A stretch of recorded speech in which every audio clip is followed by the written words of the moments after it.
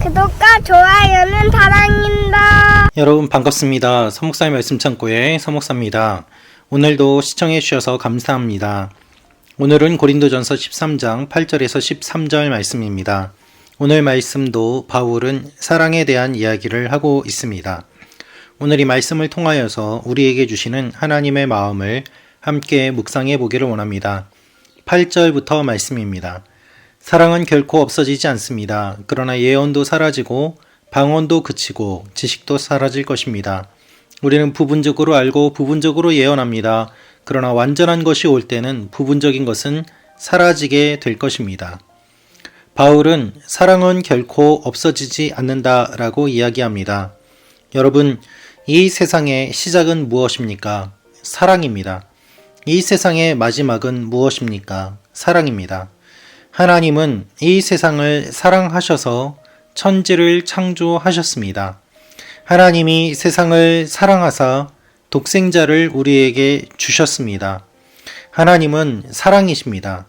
그리고 하나님의 사랑으로 세상이 시작되었고 지금도 하나님의 사랑으로 세상이 유지되고 있으며 하나님께서 이 세상이 끝날 때에도 하나님의 사랑으로 모든 것들을 안아 주실 것입니다. 그것이 바울이 이야기하고 있는 내용입니다. 사랑은 결코 없어지지 않습니다. 우리가 항상 사랑에 부족한 이유는 무엇입니까? 사랑의 근원이신 하나님에게서 멀어졌기 때문입니다. 하나님과 관계가 끊어지고 하나님과 단절되고 우리의 힘으로 살아가려고 하기 때문에 우리는 항상 사랑이 부족합니다.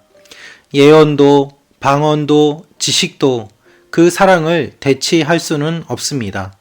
바울은 이야기합니다. 예언도 사라지고 방언도 그치고 지식도 사라지지만 사랑은 없어지지 않는다라고 말입니다. 주님께서 이 땅의 마지막에 다시 오실 때에 사랑으로 오시고 또한 그 사랑이 완성되는 것을 우리는 알게 됩니다.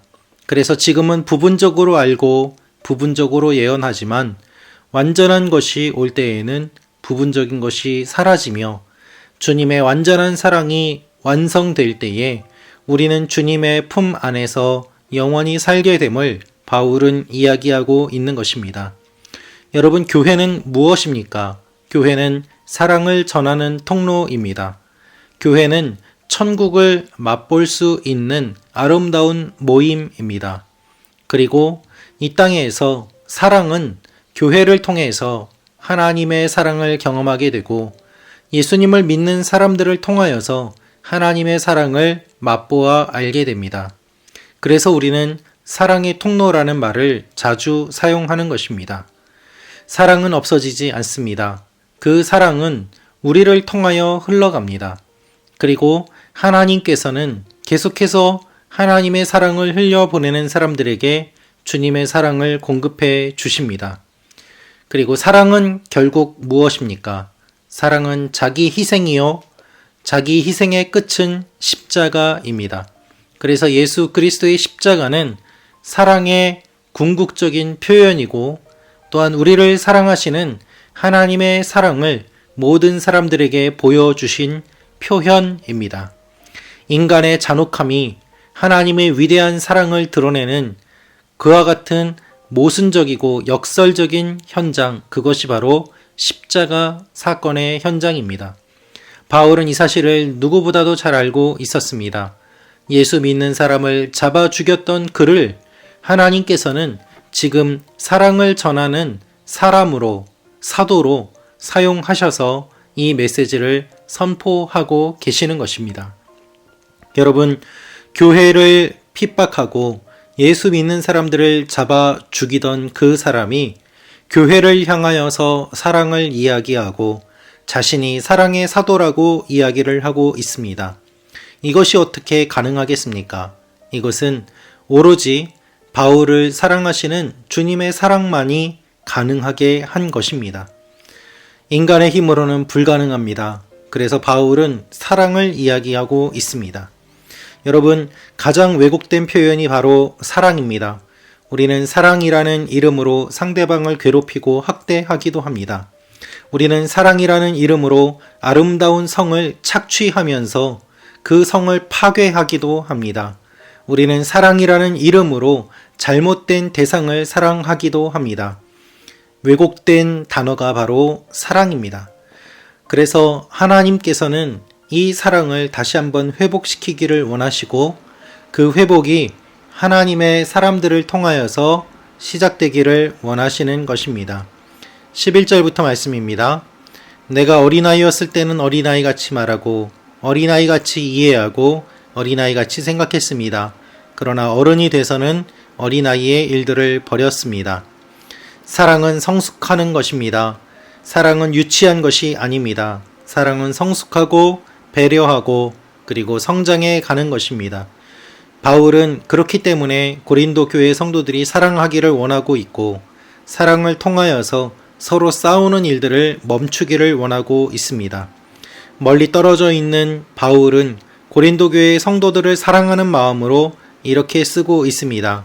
12절 13절입니다. 지금은 우리가 거울에 비추어 보듯 희미하게 보지만 그때에는 얼굴과 얼굴을 맞대어 볼 것입니다. 지금은 내가 부분적으로 알지만 그때는 주께서 나를 아신 것 같이 내가 온전히 알게 될 것입니다. 그러므로 믿음, 소망, 사랑 이 세 가지는 언제까지나 남아있을 것인데 이 가운데 가장 위대한 것은 사랑입니다. 바울 당시의 거울은 지금과는 달랐습니다. 쇠를 여러 가지로 닦아서 반짝반짝하게 하고 그것을 거울 대신으로 사용하였습니다. 따라서 거울로 봤을 때 흐릿하게 보일 수밖에 없었습니다. 지금의 거울과는 달리 선명하게 보이지 않고 흐리게 보였기 때문에 바울은 거울에 비추어 보듯 희미하게 보인다고 이야기를 합니다. 그러나 여러분, 아무리 맑은 거울로 비추어 본다고 하더라도 직접 만나서 이야기를 하는 것과는 다를 것입니다. 우리가 영상통화를 하는 시대가 되었지만 영상통화를 하는 것과 직접 만나서 이야기를 하는 것은 다른 것처럼 말입니다. 그래서 부분적으로 알지만 마지막 때에 주님께서 오실 때에는 온전히 알게 될 것을 이야기하고 있습니다. 그리고 바울은 이렇게 이야기합니다. 믿음, 소망, 사랑 세 가지는 언제까지나 남아있을 것인데 가장 위대한 것은 사랑입니다. 그렇습니다, 여러분.